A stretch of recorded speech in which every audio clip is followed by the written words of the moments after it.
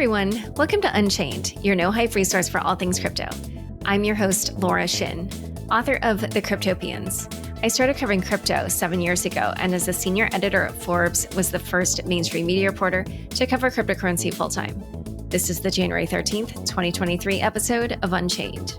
Did you know that Unchained offers a daily digest of the top stories in crypto? To stay up to date on everything going on in the world of Web3, visit unchainedcrypto.substack.com.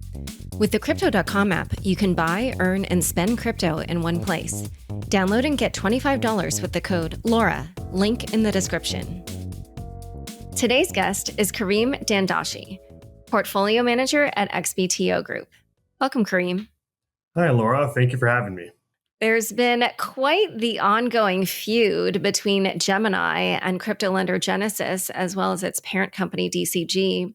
Just to give some background for people who haven't been following this, although we have covered it on the show, Gemini has a program called Earn that has been offering yield to its customers. And in order to earn that return, it's been lending those assets to Genesis. But because of the numerous bankruptcies that are happening, Genesis is having, at minimum, liquidity issues and quite possibly and likely insolvency issues. So it cannot pay back Gemini Earn customers. Last week, Cameron Winklevoss sent a public letter to Barry Silbert, the head of DCG, giving him a deadline of January 8th, which was Sunday, to publicly commit to working together to solve this problem. The deadline came and went, and Cameron just sent another letter. So, Karim, can you tell us what it is that he said and why this letter was significant? Sure, absolutely. Yeah, it's very interesting because this letter, unlike the first, is very pointed. It's some big allegations in there in terms of what's been going on at DCG and Genesis. And one thing that's very interesting in particular is, I think within the first line of the letter, he almost directly states fraud as being kind of the root cause of all of this. You know, from my perspective, I try not to think about it from that standpoint and rather kind of look at what has gone wrong and what are the issues that Genesis and DCG currently face. And I think the reality is that, you know, the legal process will kind of ensue, and ultimately that's where we'll get more clarity. But without a doubt, you know, what's been put forth to the DCG board is pretty pointed. And what I found more interesting is Barry's response. Okay. And before we get to Barry's response, I just wanted to clarify when you said that the legal process is going to bring more clarity, what kind of legal process are you referring to? Well, it's clear that at this point there is, you know, lawsuits ongoing and there's a lot of concerns over what's gone on at DCG and Genesis. And I think the reality is that this is only going to get more and more focus over the next, you know, few weeks and few months as the resolution to what's going to happen to Genesis's creditors doesn't get resolved. And I think this really only puts DCG and Genesis in a tougher position to try to figure out their situation sooner than later. Then ultimately becomes a massive burden for all of the customers of Gemini, but all of the other creditors of Genesis as well. All right. So let's now then talk about Barry Silbert's response. What did you find so remarkable about it? Yeah, I mean, there's a few things, and I think the reality is that not many people have actually seen the financials behind DCG or Genesis for that matter. So, you know, any snippet that we get is really revealing. And, you know, I think one thing that I found particularly interesting is as you scroll down through that note that he kind of sent to his board of directors, there's an FAQ section. And that FAQ section outlines a few numbers that I found really interesting. One that we already knew about, obviously, was the $1.1 billion promissory note that DCG wrote to Genesis with a 10-year maturity, which was meant to effectively take on the 3AC liability that Genesis has. One thing that's very important to note about that is that, you know, this is a 10-year asset at this point for Genesis. So it's not a current asset. And another thing that, you know, we knew prior is that DCG has a $500 million loan from Genesis that is actually due in May in 2023, which I think a lot of, you know, analysts or people following this are keeping a close eye on, because I think the reality is that means some sort of liquidity situation is going to need to resolve itself by then, unless Genesis or DCG tries to find another way around this. All right. So earlier, when I asked you about what you meant by legal process, you surprisingly didn't mention that you expected that Genesis would file for Chapter 11 bankruptcy, but that has been talked about a lot. So why is it that you didn't mention that? It's interesting because I think the reality is you're in a situation where DCG has some levers to pull here, but the reality might be that those levers are kind of diminishing as time goes by. And so while it is a possibility that Genesis kind of gets forced into Chapter 11 in some way or another, it's hard to really say what the ultimate way out is here. But it's clear that DCG's choices are really, shrinking pretty quickly. One other thing that I wanted to mention about that FAQ section in the DCG shareholder letter was that Silbert also said that the $1.1 billion loan is not callable, Correct. which is what a number of people had been concerned about, and suggesting that if that were the case, then Genesis going under or filing for Chapter 11 would also cause DCG to as well. So what did that say to you? Because I think a lot of people thought that it was. So what does that mean to you about how it might be structured?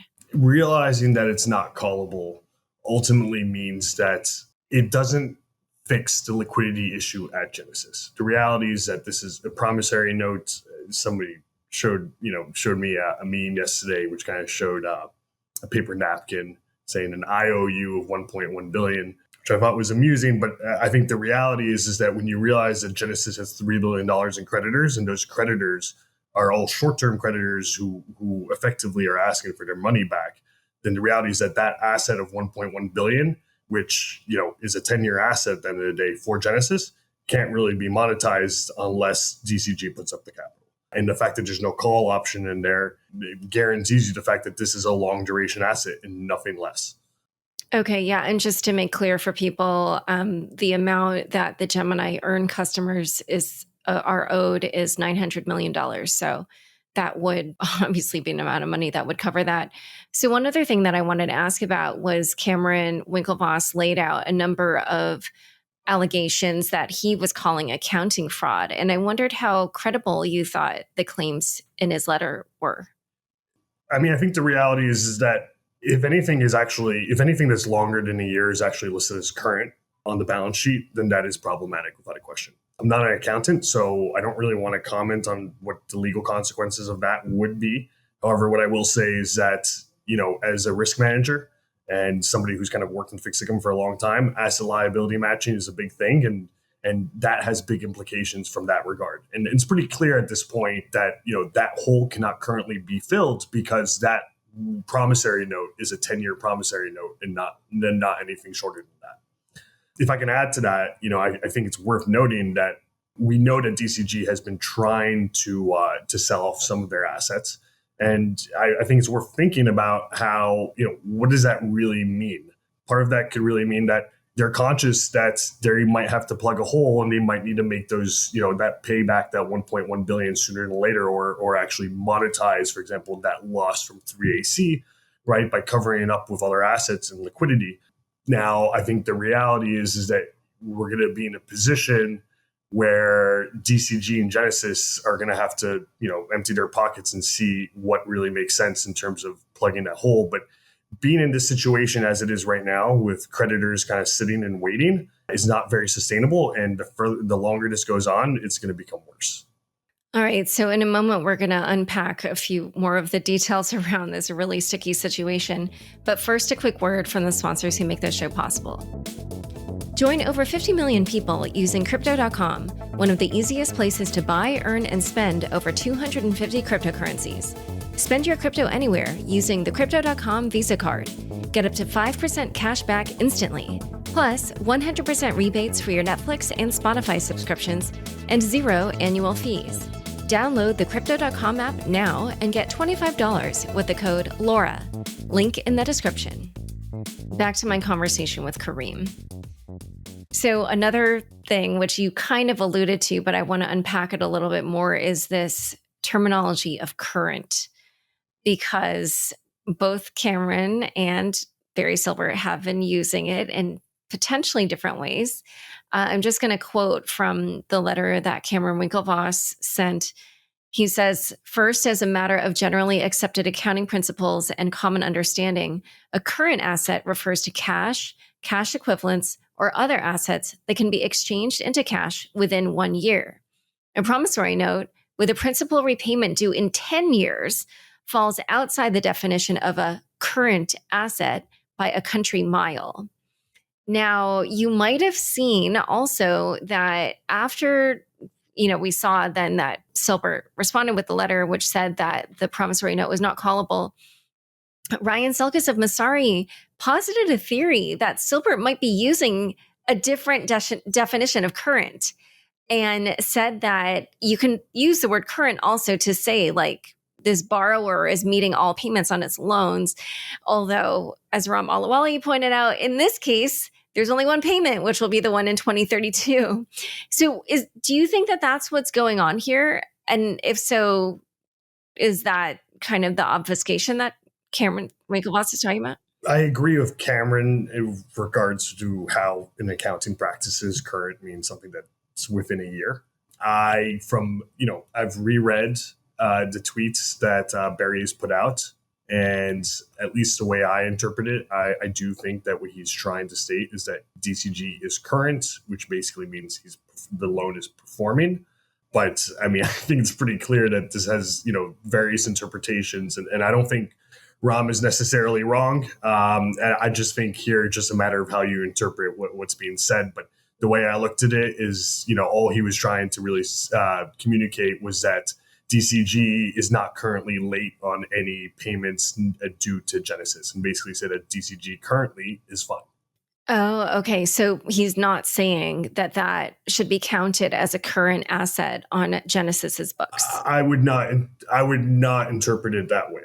At least the way I kind of look at it. But I think the reality is that anything on Twitter can be kind of misconstrued in different ways. But I would imagine that Barry's also advised not to put out something that would be misleading. And I think that would definitely be misleading because there's nothing about a 10-year promissory note that makes it current.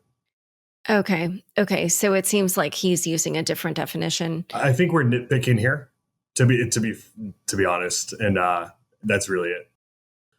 But I mean, don't you think that that's exactly what's going on behind the scenes before they post all of these, that the lawyers are combing over everything? And I mean, I feel like parsing the language is probably useful. No, I think you're absolutely right. It's hard to really gauge some of the motivations and how people are thinking about it. I'm just kind of giving kind of the way I would look at it as somebody who's kind of worked in loans before, is that using the terminology current on loans is fairly common in terms of interpreting that the loan has no late payments and the borrower is currently not in default, for example. Right. But you also agreed about Cameron's definition of current Correct. asset. So that then supports Ryan Selkis's theory that they're using this word current in two different ways. Okay.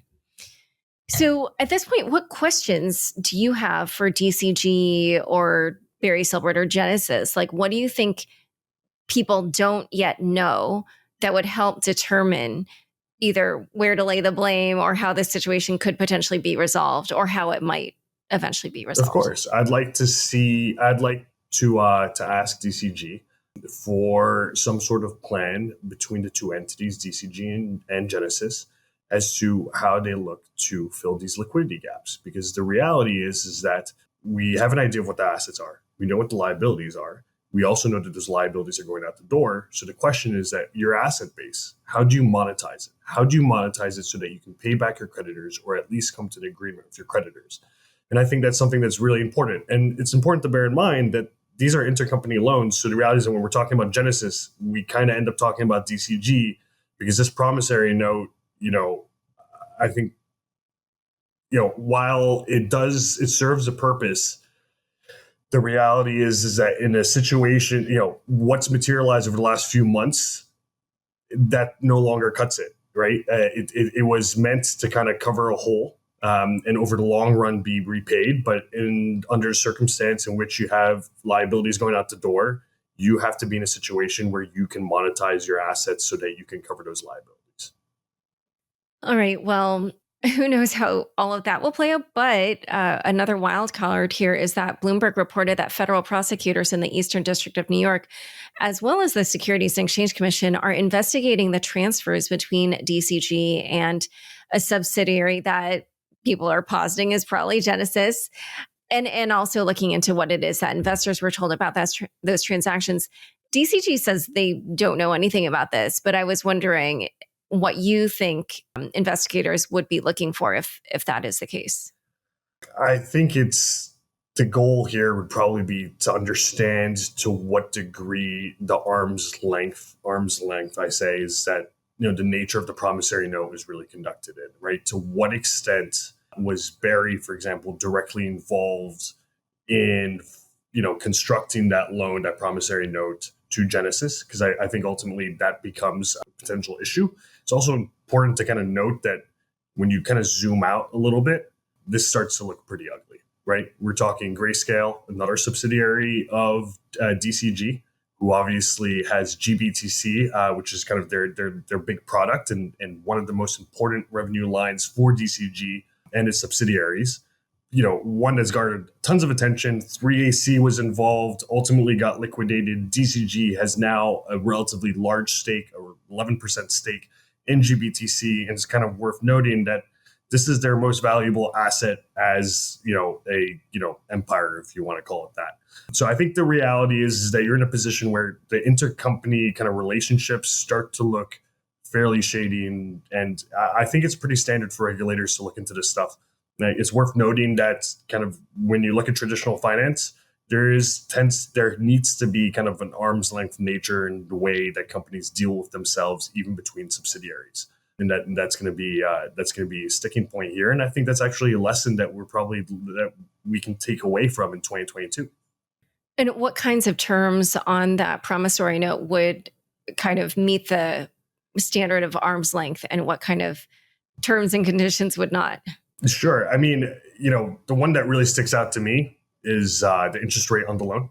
The interest rate was deemed 1%. Now, if I were to just look at DCG as a venture capital firm that has kind of, exposure everywhere, it's quite a bit of concentration in terms of where its exposures, especially into crypto, right? And then look at, for example, other crypto firms that do have bonds outstanding. One thing is clear is that 1% is not really the appropriate rate to quantify the credit risk behind DCG, especially 10 years out. So that's something that I would look into to kind of question, because I have a hard time believing that 1% was really the right place to price this. But then again, from a legal perspective, I'm not sure exactly what those rules would be in terms of what defines arm's length or not. So as you alluded earlier, Genesis owes creditors more than $3 billion, and DCG is exploring selling some assets from its venture portfolio to raise money. Do you think that strategy could be successful and get them out of this pickle in time? Yes, I do think that it is potential. It is a potential solution. What I want to caveat that, right? I think it's worth noting that a lot of their assets are venture capital investments, which at some point are marked at a certain valuation, but it's very possible, and in fact, probably likely, that those valuations are not, marked to market currently. And it's also worth noting that, typically a market, when they know a participant's in trouble and has to sell, the market's not going to be very kind in terms of giving you the valuations you're looking for. So, I think the fear, and this is something you might have brought up at the very beginning of this conversation, is that, liquidity issue, but could very well end up being a bigger issue, solvency issue at that. But do you also think that they could sell the venture investments in time to raise the amount of money they would need? It's definitely possible. I mean, I think, it's important to note that obviously we have the May maturity coming. So that's only a few months away. So I would imagine that if they're going to get it done, it needs to be sooner than later. And to be frank with you, I would have liked to have seen this in December. I have an idea in my head as to how this gets resolved for DCG and Genesis. But you know what? I think the truth is that that's something that, Barry or DCG doesn't necessarily want to go on with, or doesn't necessarily want to admit the situation they're currently in, which I think ultimately only risks harming them over the next few months. And when you say that you have an idea of how this works out, is that selling the venture investments or what is it? Yes, partially selling the venture investments. I mean, it's worth noting that obviously they own 11% of GBTC. GBTC trades at a 40% discount. In my mind, this whole thing has amounted to one very big GBTC discount trade, which ultimately has ended up back in the hands of the parent of the issuer of GBTC, which I think, if I were to kind of interpret it my own way, I would look at it as he's made a levered bet on his own product getting converted to an ETF. And it's unfortunate where we are right now, but it just doesn't look very good. Amidst all this, what do you think is likely to happen to Grayscale? Very difficult to say, but I think the reality is that when you have a parent who's clearly in some sort of liquidity situation, especially if the Genesis issues don't get resolved soon, then I think the reality is you have to think the regulators are going to start asking questions. And I think at that point, it's probably in the best interest of the shareholders to ultimately have a management company who's considered healthy and can take on the responsibility of managing GBTC. But I mean, the reality is that it's kind of unclear how this plays out from here. It's also unclear because, we know that the SEC is looking into DCG and Genesis, but, we don't have further details to that. Okay, yeah. One other thing that doesn't look very good is that two board members who are quite prominent, Glenn Hutchinson, Larry Summers, left. And that was actually back in November. So, again, not really promising developments for DCG.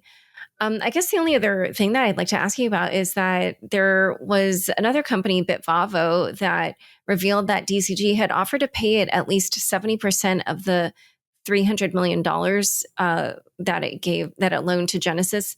But Bitvavo refused that offer, saying that Genesis does have the ability to repay the total amount within the agreed upon period. So what do you think of that development? I think it's interesting.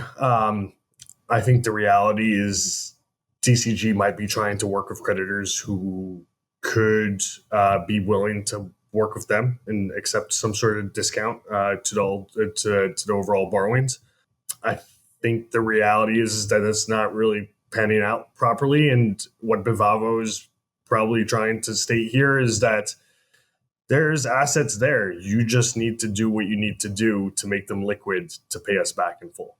And I think that's really the sticking point. And the fact that Bitvavo has rejected that kind of broadly means that creditors are not going to really be budging at this point. Because I think most who follow the crypto space pretty closely, it's hard to ignore how messy this situation has gotten. And I think ultimately a lot of this ends up falling on DCG, which is really unfortunate. So just to draw out something that you said earlier, it seems like your basic recommendation to DCG would be to sell the 11% of GBTC that they own in order to recoup whatever they could from that and sell some venture investments and then use all that to pay. Anyway, you fill it in. I'm not going to. Of course. No, I mean, the problem is that there's no good recommendation because the reality is that had you risk managed yourself properly, you would have never put yourself in this situation. And that's the really tough part. Now, if you want to ask me, how do you get this resolved quickly? Yes, you got to sell what you can sell, which I would suggest is probably some of your more valuable assets that, if anything, Barry probably treasures. But then if anything as well, the way I kind of looked at it in the math that I kind of did in November suggested that if there were a redemption mechanism that were enabled for GBTC, then you would see a large increase in the asset value of their GBTC holdings, which are obviously 11% of all GBTC outstanding, which would fill a big chunk of that hole. Now, it's worth noting, DCG, Grayscale make a lot of money off those fees, which I believe are currently at 2%. And that is kind of the prized possession for the DCG empire. And so giving that up is tough. And I think that's really the situation.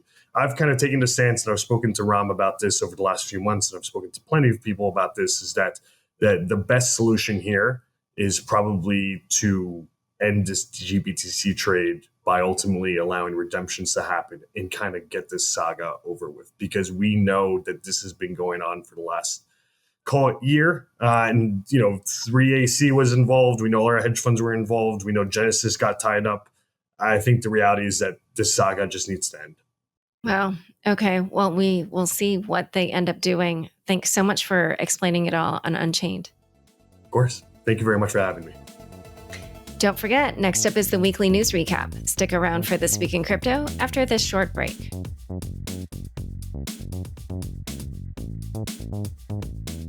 Thanks for tuning in to this week's news recap.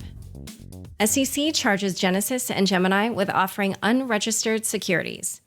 After wrapping the interview with Karim, news broke that the SEC charged both Genesis and Gemini with offering unregistered securities to Gemini Earn customers. The complaint alleges that the depositors in the Gemini Earn program lent their crypto to Genesis, while Gemini acted as an agent, facilitating the transaction and taking a fee as high as 4.29% from the returns that Genesis paid out. Meanwhile, the SEC says Genesis used its discretion to generate interest for Gemini Earn customers. In the complaint, the SEC seeks permanent injunctive relief, disgorgement, prejudgment interest, and civil penalties against both Genesis and Gemini. SBF launches a Substack while under house arrest. Sam Bankman-Fried, the disgraced founder of crypto exchange FTX, published a blog post on his new Substack newsletter titled FTX Pre-Mortem Overview, in which he gave his perspective on the collapse of the company and sister trading firm Alameda Research. He named 3 reasons for the collapse of FTX: the huge amount of illiquid assets on Alameda's balance sheet, Alameda's failure to hedge against the bear market, also known as poor risk management, and Alameda's targeted crash precipitated by the CEO of Binance, Changpeng Zhao, or CZ. As for how all these issues at Alameda caused FTX to go insolvent, he blamed contagion. Quote, similarly to how 3 Arrows, etc. ultimately impacted Voyager, Genesis, Celsius, BlockFi, Gemini, and others. Keeping in line with his recent plea in court, SBF maintained his innocence. He said, I didn't steal funds, and I certainly didn't stash billions away. He also called it ridiculous that FTX US users haven't recovered their funds yet since, as he claims, the American subsidiary was fully solvent when he left the company. FTX recovers $5 billion in assets. In a court hearing on Wednesday, the liquidators of FTX said they have been able to recover a substantial amount of assets, including cash, liquid cryptocurrencies, and liquid investment securities worth over $5 billion. They added that this sum does not include an additional $425 million worth of crypto held by the Bahamas Securities Commission. Despite this significant recovery, there is still an undisclosed amount of missing assets that are owed to customers. Moreover, this week, the United States Department of Justice took possession of over $456 million worth of Robinhood shares that were owned by Sam Bankman-Fried and Gary Wang, the co-founders of FTX. The shares were confiscated because they are considered assets connected to illegal activities, such as money laundering or violations of wire fraud. In the ongoing bankruptcy case, Judge John Dorsey rejected a request from media organizations and the U.S. government to disclose the list of creditors for FTX, which will remain sealed for another 3 months. Still, bankruptcy court documents revealed that Tom Brady, New England Patriots owner Robert Kraft's companies, and crypto firms like BlackRock, Coinbase, Lightspeed, Pantera, and the Tezos Foundation are among the stockholders of FTX. Judge Dorsey also received a letter from a group of 4 U.S. senators who are requesting that an independent examiner be appointed in the bankruptcy case. Additionally, the new management of FTX, led by John Ray III, is requesting the return of charitable funds that were previously donated by Sam Bankman-Fried. For example, Future Fund, FTX's charitable arm, had pledged more than $160 million to over 110 nonprofits. Even though FTX has gone bust, there are as many as 117 parties interested in acquiring some of the exchange's assets, as per a legal document filed in the case. As the proceedings move ahead, more executives are talking to authorities. On Monday, Bloomberg reported that Nishad Singh, the former director of engineering at FTX, met with New York prosecutors to discuss a possible limited immunity deal, following allegations of his involvement in fraud at the exchange. What's more, former president of FTX US, Brett Harrison, said he plans to disclose details about the operations of the crypto exchange in time. The CFTC charges Mango Markets exploiter. In the latest development of the Mango Markets exploit saga, the U.S. Commodity Futures Trading Commission, or CFTC, filed charges against Avi Eisenberg for market manipulation. Eisenberg was arrested in Puerto Rico on December 26th and is now in custody pending a trial. As per the complaint filed on Monday, the regulator alleges that Eisenberg engaged in a manipulative and deceptive scheme to artificially inflate the prices of swaps offered by Mango Markets, resulting in the misappropriation of more than $100 million from the platform. The CFTC is seeking civil monetary penalties as well as other forms of relief, such as trading bans, restitution, disgorgement, rescission, and pre- and post-judgment interest. Eisenberg's involvement in exploiting the Mango Markets protocol is reportedly also being investigated by the U.S. Securities and Exchange Commission. Voyager Digital obtains preliminary approval for Binance's $1 billion deal. Bankrupt crypto lender Voyager Digital has been granted initial court approval for its $1 billion sale of assets to Binance. U.S. bankruptcy judge Michael Wiles in New York gave Voyager permission to enter into an asset purchase agreement with the crypto exchange and to hold a vote amongst its creditors on the sale, as per the court filing. If executed, Voyager customers who have been unable to access their funds since July 2022 will get 51% of their capital back. Voyager filed for bankruptcy in July due to the crypto winter and exposure to the now collapsed Terra and Three Arrows Capital. Binance US emerged as the ultimate winner of the bid in December last year. However, the deal will not be final until a court hearing is held on March 2nd or shortly thereafter.